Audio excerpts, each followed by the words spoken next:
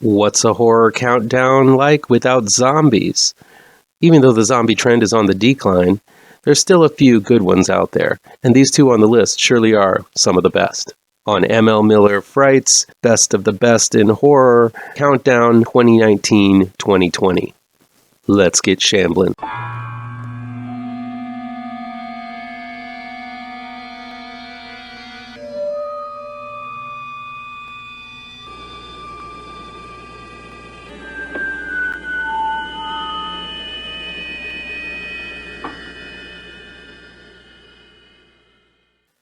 Welcome to the official Best in Horror 2019-2020 countdown on ML Miller Frights, a part of the Kings of Horror Network.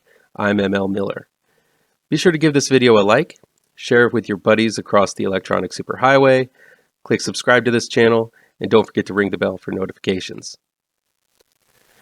If you're in the Chicago area and love horror, you've no excuse not to head out to the Chi-Town Movies Drive-In for the Music Box of Horrors. Every night in October, for 31 nights, there will be late shows Sunday through Thursday and double features every Friday and Saturday night. Every weekend is themed: Grindhouse Fridays, Rip-Off Saturdays, and Sequel Sundays. Tonight they're going to be playing the classic Brian De Palma Stephen King film, Carrie, a film I've never seen on the big screen, and I can't wait to see it this time. This being Rip-Off Saturday, they'll be playing Jennifer, which is a low-budget riff on Carrie, which serves as an unofficial sequel full of disco demons and psychic powers. Look below for a link to the schedule, where to get tickets, and directions to this awesome horror event. Wow, are we on number 8 already? Number 8 is Train to Busan Presents Peninsula. It was released on August 21st, 2020, in select theaters and drive-ins, and will soon be released on demand, digital download, and Blu-ray DVD from Wellgo USA. Train to Busan was directed by Sang-Ho Yeon and written by Sang-Ho Yeon and Ryu Yong-jae. 4 years after the initial zombie outbreak in South Korea, North and South Korea have been quarantined off from the rest of the world. An ex-Korean soldier named Jung Seok, played by Dong Won-gang, survived the initial outbreak and now lives as an outcast in Hong Kong. But the locals believe all Korean refugees are carriers of the plague. Jung Seok joined a crew of smugglers who are assigned to enter the quarantine zone and retrieve a large amount of money and valuables from the dead cities. The heist will give them a massive payoff and hope for a new beginning. But first they have to survive the peninsula, which has been overrun by the undead, and the survivors, who are even more monstrous, that have somehow endured the plague, and live in a Mad Max-style community that tosses survivors into a pit of the infected as sport. Jung Seok passed by Min Jung, played by Jung Hyun Lee, who was pregnant and carrying her young daughter on their way to a boat to escape at the very beginning of the film. Jung Seok leaves her and her daughter to fend for themselves. Now, years later, Jung Seok happens upon Min Jung and her daughters after being separated from the heist crew and teams up with them in order to race to the pickup point with the money in tow. But with some of the survivors getting wind of the pickup, it's a mad dash to get there before more people find out about this escape and bring the infected barreling after them. Did you get all that? That's the thing with these Train to Busan movies. The plots are quite simple: survive, but Sang-Ho Yeon makes things complicated by injecting them with complex human interactions. This being a heist film, there is a clear directive: get to the drop-off point and then back to safety. That's pretty straightforward, just as Train to Busan had a sole destination of getting to Busan safely. What makes it fun are the hurdles that present themselves by way of complex human interactions, intricately placed dominoes made of human error, selfishness, and of course, zombies. Sang-Ho Yeon delivers a narrative that is indicative of all of the best heist films. Get in and get out alive. In this, he delivers the direct path narrative reminiscent of Mad Max Fury Road that pares away all side journeys and detours. This feels like a lean and mean action film that simply tosses the viewers into this thorny situation and then tries to rip you out, with little care for the damage it causes.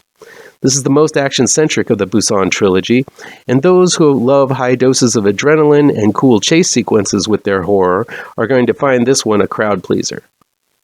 Train to Busan Presents Peninsula is not as emotionally gripping as its predecessors. Seoul Station and Train to Busan had a complex relationship between father and daughter as their emotional cores. Peninsula does not.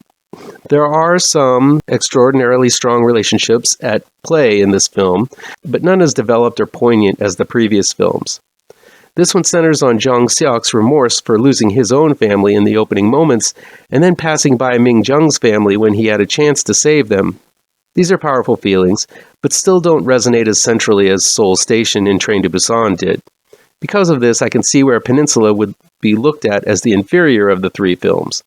Peninsula is much more of an action-centric film, but lacks the emotional gut kick that set Seoul Station and Train to Busan apart from all of the rest of the zombie films that have cluttered the genre for so long.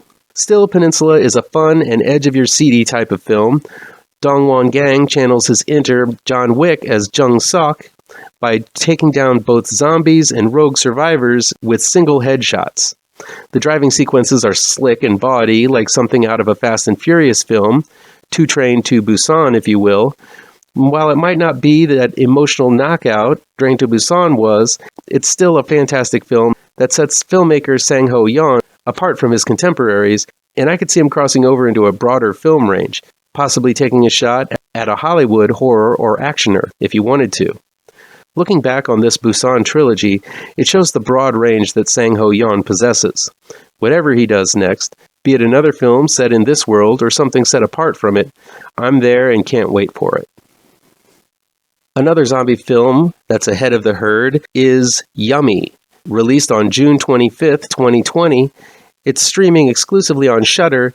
Yummy is directed by Lars Damoiseau and written by Damoiseau and Eveline Hagenbeek. Allison, Mikey Neuville, has big boobs. So big that she wants to get them reduced. Her nebbish boyfriend, Mike, Bart Hollanders, fully supports her decision and says he will love her the same with or without her big boobs. Though they don't have a lot of cash, Allison and Michael are headed to a dodgy clinic with her mother, Sylvia, to get a reduction, while Sylvia gets her umpteenth tummy tuck. When they arrive, both Allison and Michael are a little leery at the lax atmosphere of the clinic as doctors are drinking coffee in the operating room and patients are shipped in and out of the OR in record time. But just as Allison's big boobs are about to go under the knife, wouldn't you know it, a zombie outbreak happens. What makes Yummy good is the balance between dire circumstance and all-around goofy, gory fun.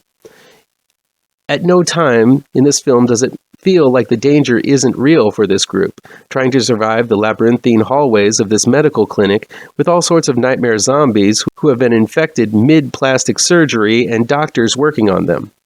So there are all these medical monstrosities walking around with half-done breast implants, chin lifts, and penis implants in pursuit of our heroic team. This makes for some gruesome sight gags, but a claustrophobic nightmare as there seems to be no exit and no end to the cavernous tunnels, hallways, and portals the group must conquer in order to escape. The cast is all fun and up to the task of carrying both the drama and the comedy. Mikey Neuville is especially good as she has to wear these fake big boobs for the whole time and maneuver around all kinds of physically demanding terrain. Bart Hollanders supplies some of the best comedy here as Mike, the nebbish boyfriend, who has been outmanned by the much more aggro, orderly Daniel, played by Benjamin Ramon, who has his eyes on Allison, or more accurately, her big boobs, and belittles Mike for his aversion to blood and violence. A twisted love triangle begins once the zombies strike, as Allison's affections are for Mike, but Daniel is definitely proving himself to be the one to rely on in this crisis. Not only is this an interesting moral conundrum for Allison to struggle with, but it also is creatively and smartly pushed to the limits all the way to the end. Another great performance of note is the subtle but strong demeanor of Nurse Janja, Clara Clemens, who is sort of a fly on the wall in terms of understanding most of the characters' motivations and calling them on their shit decisions when they arise. Yummy is not above goofy sight gags, lowbrow jokes, and gross-out humor. It wears its immaturity like a badge of honor. But it also never forgets that the threat is real and the situation dire. The film really makes great use of the medical clinic surroundings, which reminded me of Reanimator at times, and seems to embrace some great Italian zombie films, most notably The Living Dead at Manchester Morgue, aka Let Sleeping Corpses Lie, one of my favorites. The opening scene is a winner and will draw you in immediately, and the thrills and laughs keep coming all the way through to the equally thrilling ending. While it isn't anywhere near the perfection of Shaun of the Dead or Return of the Living Dead in terms of horror-humor balance, Yummy is filled with big scares, bigger laughs, and of course, big boobs. That'll be it for today. Check back in tomorrow for my next pick on the countdown. Please chime in down in the comments and let me know what you think of these films, how on the nose or mind-numbingly wrong I am, or you can counter with your own list. If you like this video, please pound that thumbs up button. Share this video with your social media addicted pals. If you're looking for written reviews, you can find them on mlmillerwrites.com. That's where you can find the rest of this countdown as well. Don't forget I have 2 new horror comic book trade paperbacks that you should look for. Grave Trancers is out right now, and Pirouette, collecting never-before-published issues, will be out in late November, early December, Diamond Order Code APR 201712. And be sure to subscribe to this channel, and ring that bell for notifications so you can be the first to see my future videos. Thank you so much for your time, and take care.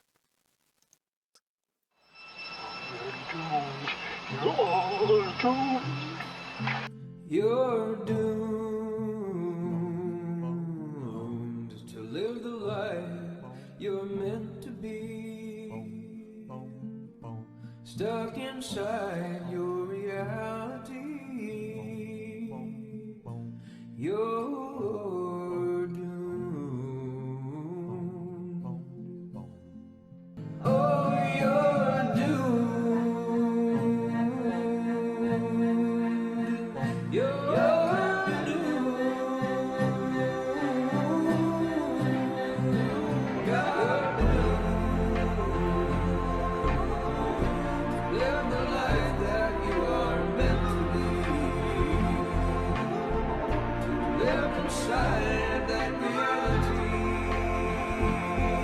Yeah. Oh, my baby, you're doomed.